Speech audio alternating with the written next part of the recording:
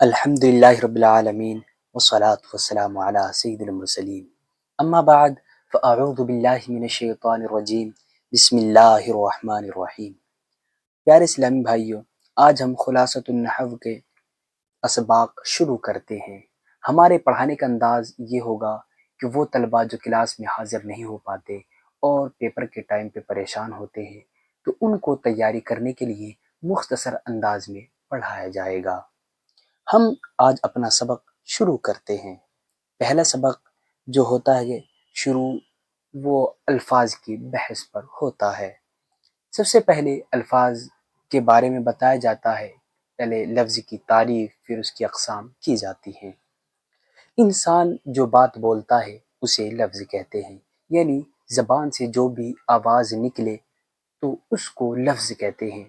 یا تو اس کا معنی سمجھ میں نہیں آئے گا، اس سے کوئی بات سمجھ میں نہیں آئے گی، یا سمجھ میں آ جائے گی، تو پھر جس سے کوئی بات سمجھ میں نہیں آئے اسے مہمل کہتے ہیں، یعنی وہ بے معنی ہے، اور جس سے کوئی بات سمجھ میں آئے اس کے موضوع یا مستعمل کہتے ہیں، جیسے قلم۔ اور پہلی میں مثال دی یعنی مہمل میں دیزن، دیزن سے کوئی بات سمجھ میں نہیں آتی اور قلم سے بات سمجھ میں آ جاتی ہے کہ قلم وہ ہوتا ہے جس سے لکھا جاتا ہے۔ موضوع کی دو قسمیں ہیں، مفرد، مرکب۔ اکیلے موضوع لفظ کو مفرد یا کلمہ کہتے ہیں، جیسے جمل، اونٹ۔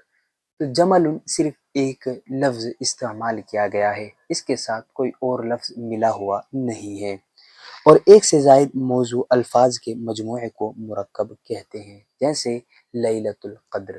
تو لیل ایک لفظ ہے، قدر ایک لفظ ہے، اب دو لفظوں کو ملا دیا گیا، اس لیے اس کو مرکب کہا جائے گا۔ آگے زید جالس فی المسجد، زید ایک لفظ ہے، جالس ایک لفظ ہے، فی المسجد ایک لفظ ہے، جس کا ترجمہ بنتا ہے زید مسجد میں بیٹھا ہے۔ تو زید ایک لفظ، جالس ایک لفظ، فی ایک لفظ، مجلس ایک، مسجد ایک لفظ۔ تو یہ تمام الفاظوں کا مجموعہ ہوا جس کو ہم مرکب کہیں گے۔ مرکب کی اقسام، مرکب کی دو قسمیں کی، ایک کو ناقص کہا جاتا ہے، دوسرے کو تام۔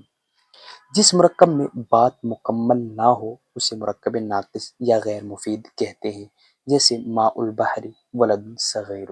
ماء البحر جس کا معنی ہے سمندر کا پانی، ولد صغیر چھوٹا لڑکا۔